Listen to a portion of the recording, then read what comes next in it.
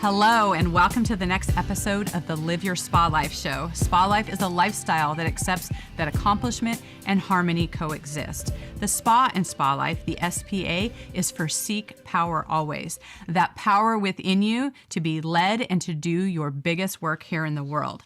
I am so inspired by our next guest here who we have is Regeline Sabbat, who is also known as Gigi, and she is the CEO and founder of Life Service Center of America, LLC, motivational keynote speaker, 3 times best-selling author of the Walk With Me and God First books that have been endorsed by Les Brown. Gigi is also the co-author of several best-selling book collaborations, and she is a life coach and confidence coach. Gigi, welcome to the show. Thank you, Diane. It's such an honor to be here today. Well, this is so fun because I just scratched the surface as far as what you are up to. And if I could come up with just one word right now, it would be an advocate, because you are an advocate in so many different areas, not only as a first generation Haitian American, financial expert, Florida chapter leader of World Women Conference and Awards, host of your own podcast, Walk With Me. And you are an advocate on many different levels, from domestic violence, sexual assault, breast cancer, human trafficking, mental health. What has led you on this path to have so much areas of passion and advocacy in so many different areas? Excellent question. So I'll backtrack here a little bit and I'll tell you a little bit more about me. My parents came to this country from Haiti around 35 years ago, and my parents instilled in my brothers and I the importance of obtaining an education. And so I did. I attended the University of Central Florida in Orlando, and I obtained my BA in political science pre-law and sociology. And then I pursued a degree in law. While in law school, I became the Student Bar Association president, which means that I oversaw all the organizations in the law school.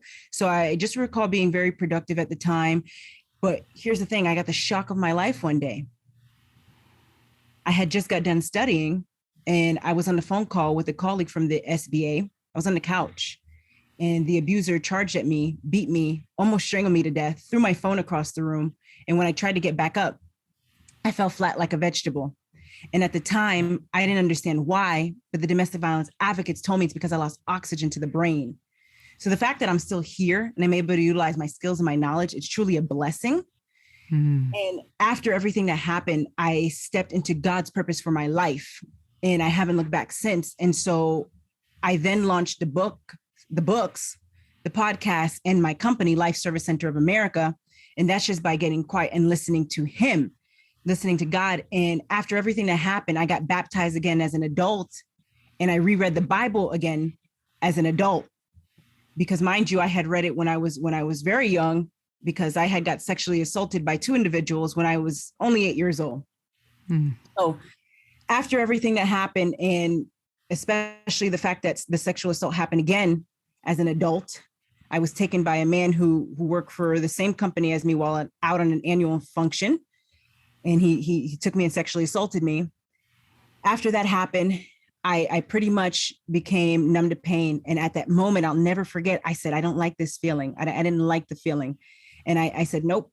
And I prayed to God. And after that, if you told me today that I would be launching a book actually today titled Overcoming Heart Blocks, I tell you, really? But that's how God is, right? That's how God is. Right. That's why it's so important to let go and let God. And so God healed me. And I'm here to tell you, God can heal your heart block as well, that you may have developed from a traumatic event or a traumatic experience. And so after everything that happened, you asked me what led me to become an advocate for all these topics.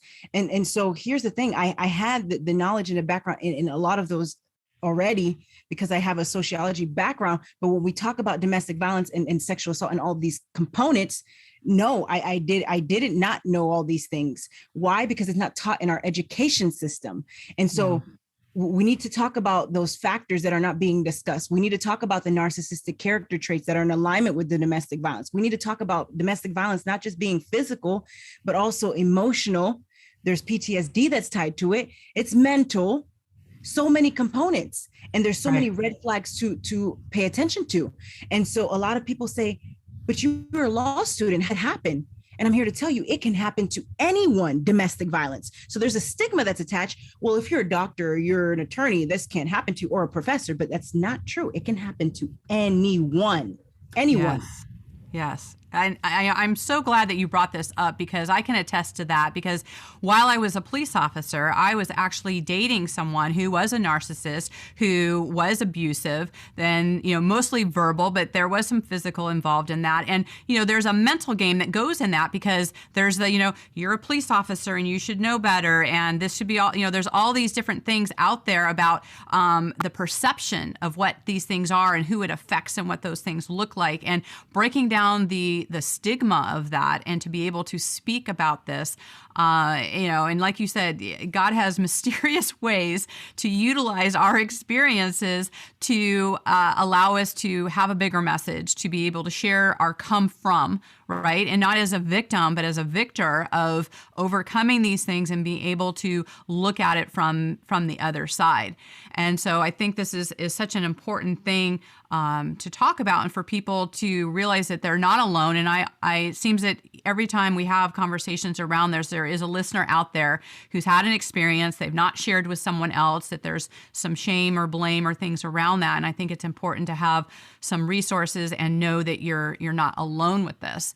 And Gigi, you and I, our connection came from the Impact book, and about having impact in the world. And I'd love to touch on, all of the book. My acronyms in here was SPA Life, and hers with growth.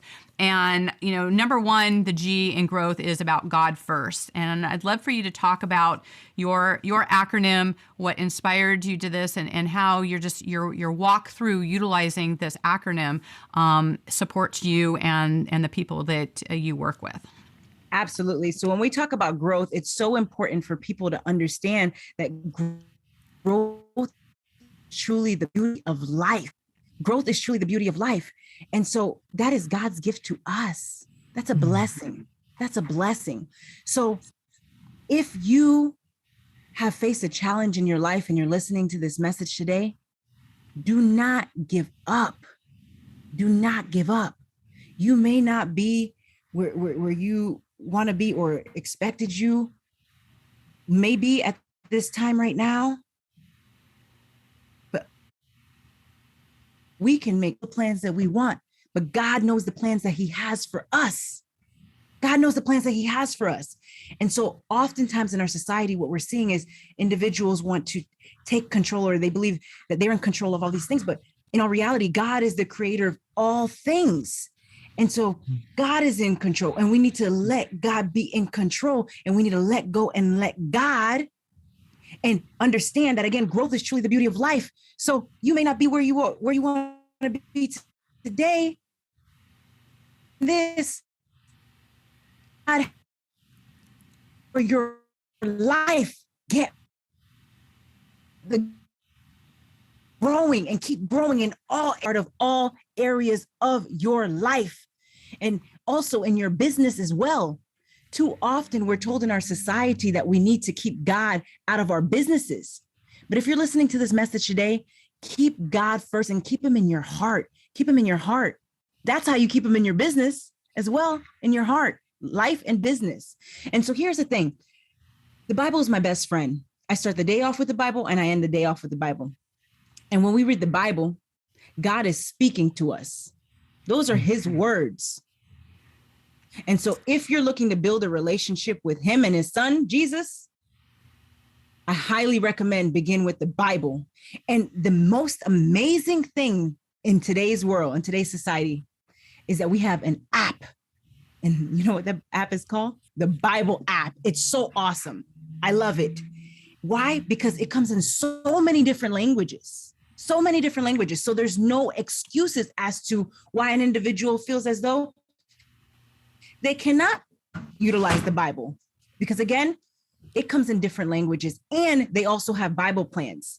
So any mood that you or emotion you may be feeling, if you need help, if you need guidance, I highly recommend you download the Bible app today.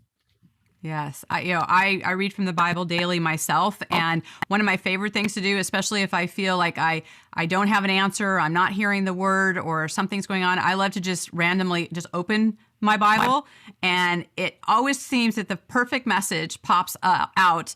And, there can be some further dialogue about what that means for me, but I feel like there's always the answer present, and it's an amazing tool to be able to hear the word of God and be guided, right? And it feels supported because especially over the last couple of years when people have felt the most isolated, they've felt like so many different things are going on, loss of freedoms, loss of powers, a lot of those things, what is your number one power and what is the thing that's going to get you through anything?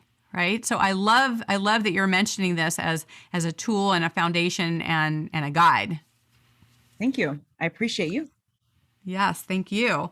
So let's talk a little bit more about with growth. And you talk about resilience. And, as I talked about this last year about, people feeling disempowered and feeling, knocked down. A lot of people lost their businesses. There were just things happened. And even people are asking like, why would God, this is the why God question, right? About why would he allow this to happen? And, a million questions along these lines. One, how do you help people answer that question? And how is it that resilience, what's necessary to be a resilient person? The mindset. It starts with the mindset, because what is a resilient mindset? A resilient mindset is your ability to bounce back after a major challenge or trial or tribulation has occurred in your life. It's your ability to bounce back, get back up, and again, keep up that good fight. So it's important to have a resilient mindset, not just in your life, but also in your business. And I'll give you an example. When COVID occurred, many individuals said, well, COVID happened, so my life is over, my business is over, I'm closing my business. So many, and I literally witnessed this. So many individuals went and put up their signs closed, or they went and wrote a sign closed for business immediately after the news of COVID occurred. But here's the thing, when something such as COVID happens, we need to find a solution, we need to find an alternative, and we need to trust in him, trust God. Give your battles to him, because we are the children of God, and God does not want us to handle our battles alone. Right. And so if you're listening to this message today and you've been impacted by COVID or another major challenge in your life, give your battle to him.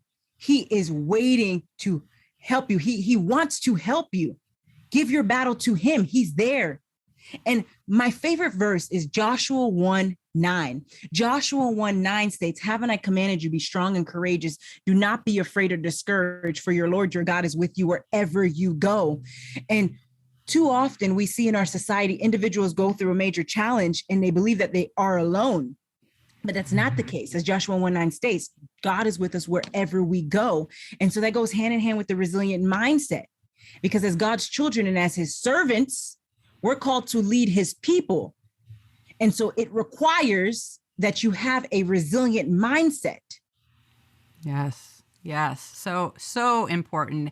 And, it's interesting because I think a lot of times, and I love how you made the distinction of when you read the Bible as a child and you have a child's mind versus an adult and you're looking at it from a different perspective, because I think sometimes people still have the child's mindset of thinking that they're going to have, a fire in their front yard, or they're going to hear the voice of God very clearly to them.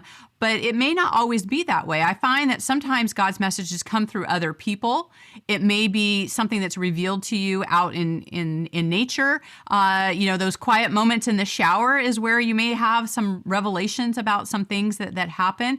God's path isn't our path, right? It isn't, we like to think that, it's A, B, C, here we go. And God's kind of like A, Z, M, L, you just don't know because it's his path and not ours. And so to be open to hear those messages, what's your thoughts on being able to hear God's messages in other ways than the booming voice coming down from heaven? Fantastic question.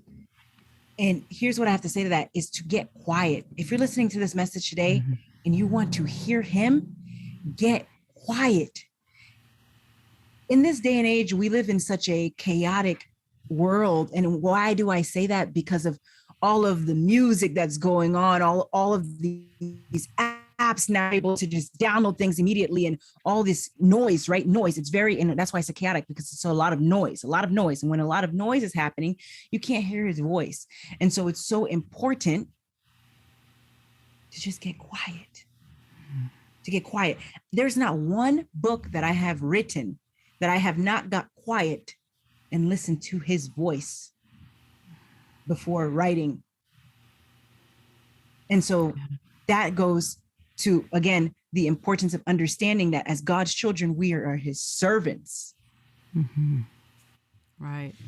It's so important. I love just that clarity around that silence. And I love the play on words, that the same letters that are in listen are in silent, right? And so it's so important that when we're listening to get to that silent place. And it sounds so easy to say that, but it's not a very simple thing to do, right? Because we have so many distractions and there's so many things going on. And so having a practice that allows you to be more silent will allow you to get there and to be able to have, the messages that we all want to receive, and to have that guidance outside of ourselves. Yes, ma'am. And I do want to add as well that God also has a sense of humor. Believe it or not, he does. And I'm sure you know that. That's truth. You say, really? God, me? But here's the thing. I've learned in this lifetime never to question God. Never say why. You say, thank you, God. If you're listening to this message today, and you may not understand when you hear God's voice, you'll hear him. If you don't understand the why, again, say, thank you, God. It's not, we don't need to have everything figured out. We're his children. Right. We just need to serve. That's what we're here for, to serve his people. I love this distinction about, because we always hear about like why, when something happens and it feels either hard or tragic, the first question from a human experience jumps into the why, and it can be easy to think about things happening to us. And I love the distinction that we've all heard from mentors about things happening for us, right? And those things that happen for us are directed by God, who is saying, hey, this didn't happen randomly. This wasn't just some tragedy thing that happened.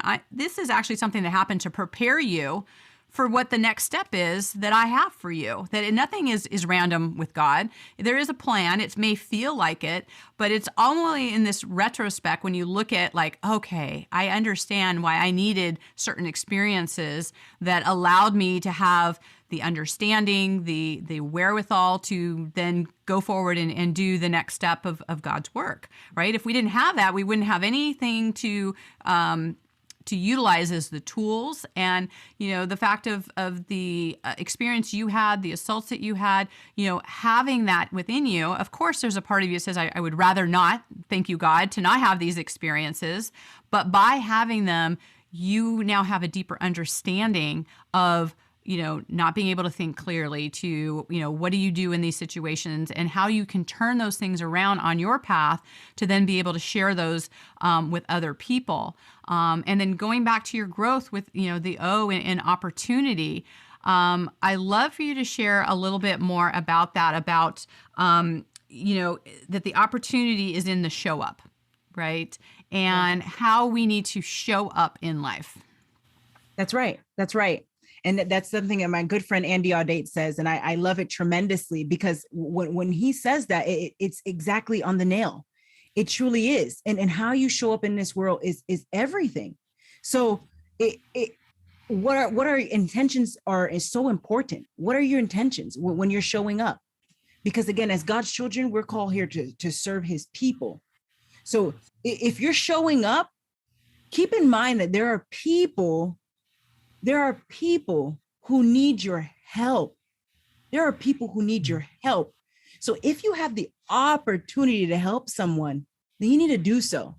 As Bob Proctor says, if you have the knowledge to help someone, then you need to do so, because it would be so selfish to not share your knowledge. Mm-hmm. And what good is your knowledge if you do not share it with others? especially if it can help someone or heal someone. But here's the thing, we don't really ever know. We don't ever know how anything can help someone. Right. But that's where letting go and letting God is so important. But yes. It requires that we show up in this world. We can't just lay in bed. Oftentimes people want to find the easy route. And the easy route is just simply lying in bed and putting the covers over their heads and saying, my life is miserable. I can't do this. God, please, like, I want to end this. I'm just going to commit suicide. And it's a pattern that we're seeing in our society over and over again. But I'm here to tell you to shift that talk, that negative self-talk, to a positive self-talk. And this is what I work with my clients on. If you ever find yourself talking to yourself in a negative manner, start talking to yourself positively. It's a shift. It's a shift in the mindset. And so we do this activity where I have them use jars sometimes, and I have them go through the week, and I have them put something. It could be coins. It could be actually the words that they're using, and put them in a jar and see which one outweighs the other. And always we get the negative, right? We get the negative over the positive. And so what begins to happen once we realize that is it's so toxic. One of the clients, she stands out so much in my mind now, and she's a huge advocate with it today. She used seeds, and it's so important. Why? Because seeds, when we water those seeds, we grow. And so if you're listening to this message today, let go and let God. And again, you do not need to lie in bed. Get up. As Mel Robbins says, you have that 5-second window to do so. Shift your mindset. And when you do so, maintain a resilient mindset. And oftentimes individuals go into depression or they have anxiety because of all that negative self-talk, that toxic energy, or they let external factors or people's statements affect who they are. Right. Or they let it define who they are. But no, get back up. You are the child of God, and God has a purpose for your life. Never give up. Right. Absolutely. I so appreciate this because, people get into their mindset and they think that it's a static thing. Like this is who they are or where they have to be. But when they can get outside of that and see that they have a higher purpose and, not make it about themselves. And I love that about, applying your knowledge, right? If you don't apply your knowledge, like why did you acquire it in the first place, right? It's not just to help and prosper your own life. It is, how does it have the ripple effect? That's true knowledge, is when you can actually move it forward and be able to help people, with that. And, as we move, further in your growth with the W, with the why, I'd love for you to expand upon, we always hear about, the why that makes you cry, or a big why that you have, and what does that look like? And how does, your personal why, one, coming up with what that is for you, and is that become a reflection of God's why for you, and how do those kind of line up together? Absolutely. So for me, it's all about God first and serving others and helping people. I love helping people. That's just my passion. And when you love what you do, it's no longer work. So people tell me all the time, oh, I see your job. I see what you're doing and all these things. But for me, I don't see it as work. This I can do for free. I can do for free all day because I love what I do and I love helping people. And that's what we're called here to do, is to serve his people. It's so important. So when we talk about the why, you have to look at so many different factors as well. So if you have a goal that you have put aside, I'm here to tell you, go back, circle back to that goal. And ask yourself, why? Why did you give up on that goal? And then I want you to get back up and achieve that goal, because you can. There's no time limit on your goals and when you can achieve your goals. So often we see in our society, people say, well, I'm too old for that. Age is nothing but a number. Age is nothing but a number. And also two people say, well, I'm too old to go back to college. Did you know there's no date? There's no date on the degree. Right. None whatsoever. Absolutely. Right. Oh, no, it's so important to be able to look at that. In fact, I had to smile when I saw your book endorsements with Les Brown. He's just such a favored person. I met him originally back in 2004 when I was a consultant, and have met with him, other times. And one of my favorite quotes from him is that you can't see the big picture when you're in the frame. And this is where having people around you to help support you and your vision. This is, as coaches and consultants, to help people not only keep them accountable, but to see the things that they're missing. And, your team here about together, about we need to be together and we need to be able to support each other in those ways. Why is it important for people to not just lone dog be on their own, but why do they need other people and be together? Togetherness is important. Community is important. Family, friends, our entire community is so important. And so doing things alone, it's just not okay. It's just not okay.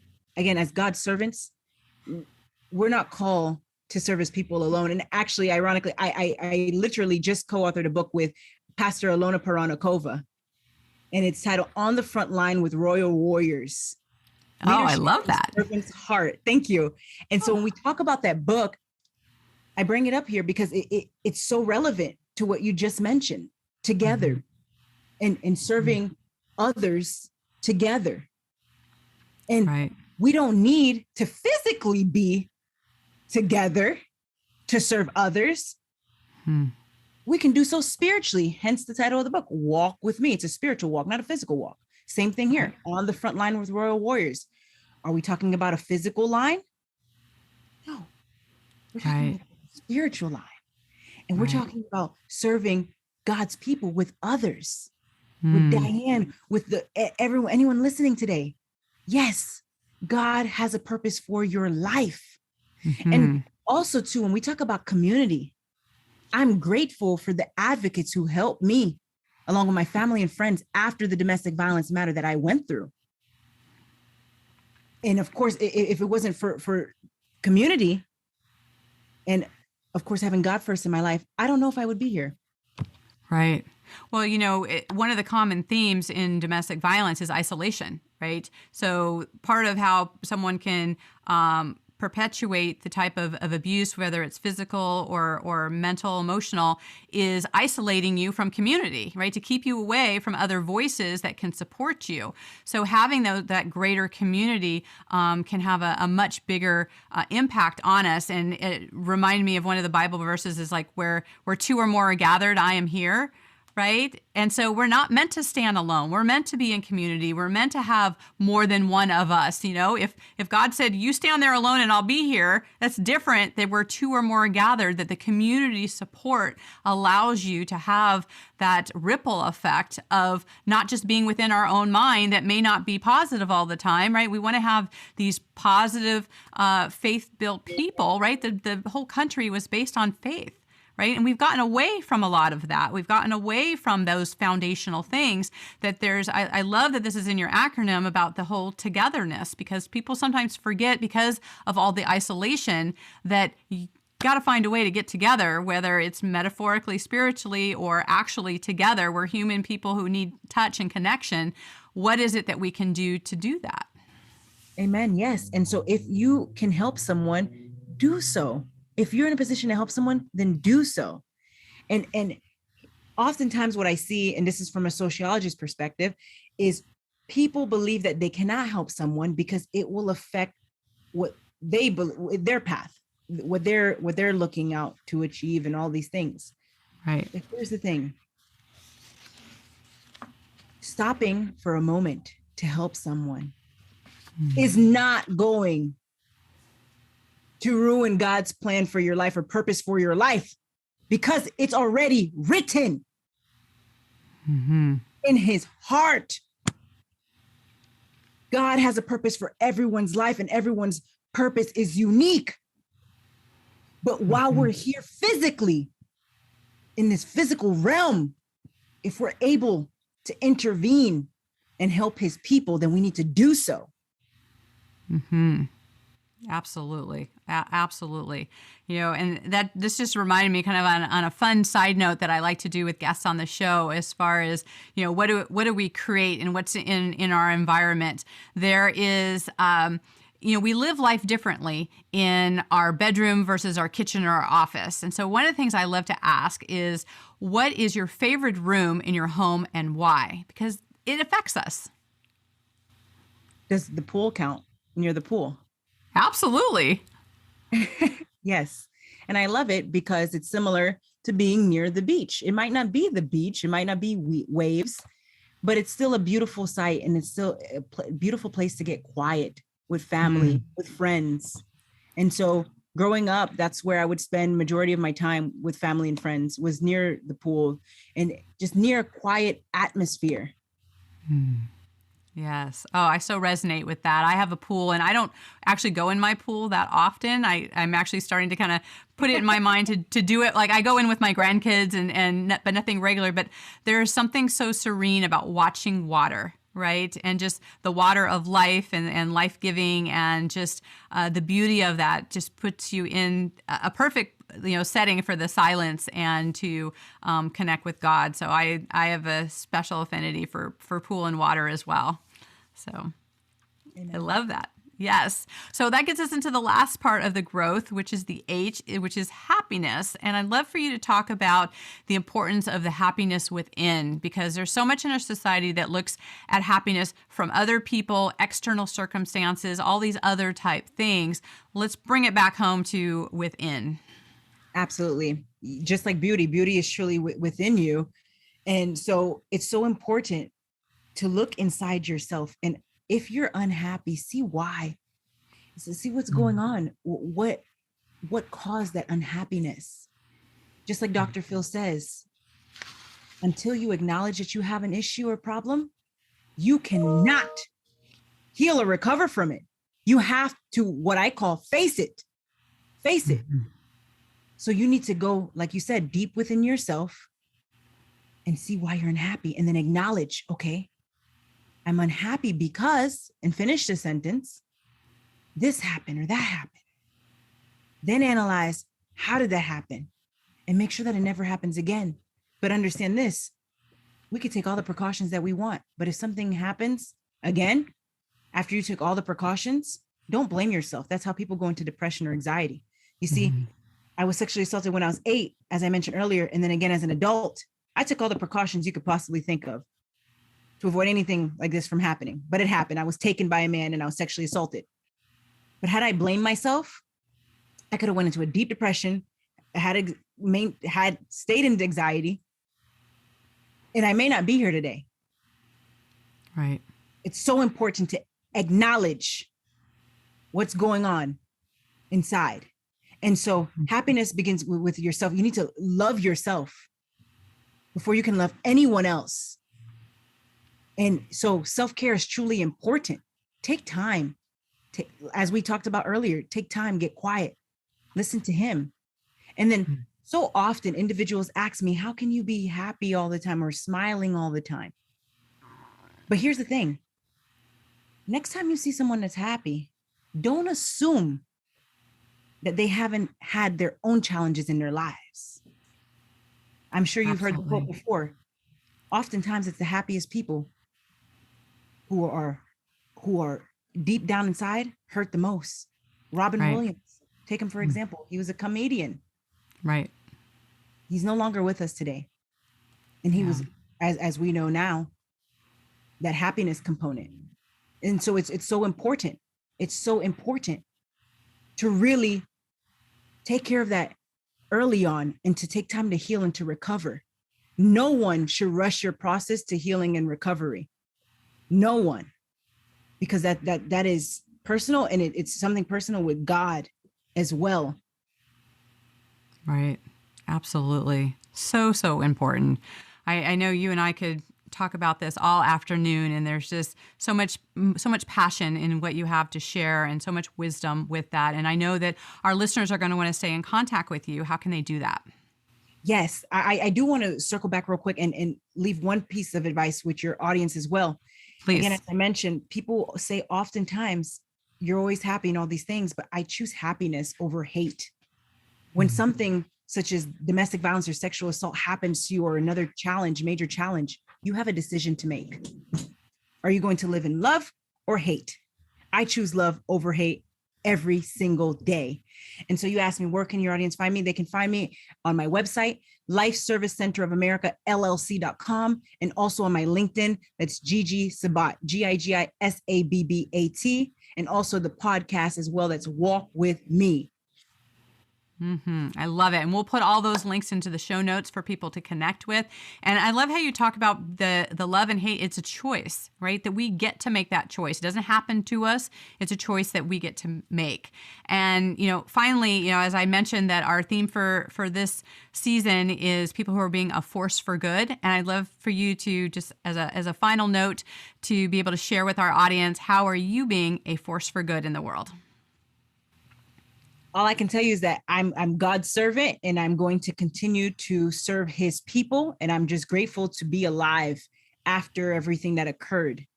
And life is such a beautiful thing. It's a blessing. And so if you have breath in your lungs and you're listening to this message today, don't give up. Don't give up, and understand God has a purpose for your life.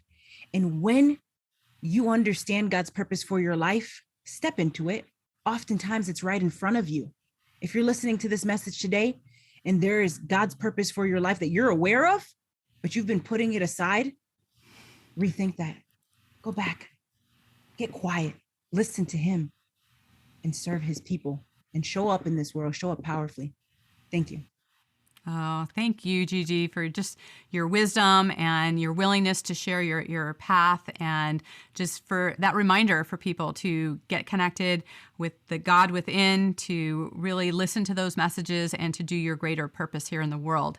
And so I thank you so much for that. You're welcome. It's been an honor to be here today. Thank you. And for our listeners out there, I know that there is at least somebody out there where something just touched their heart. They maybe have a question. They want to connect with either one of us. Please feel free to put any comments or questions in whatever platform you're listening to, and tag both of us. We're happy to support, to give you any of that knowledge and wisdom and love that you may need. And, please share this. This is a message in the world that we can see many examples of hate that's out there, but one that focuses on love and faith. These are very important things that people need to hear right now. So please share it wide. Subscribe if you've not yet, please do that. And until we connect again, live your spa life. Bye for now.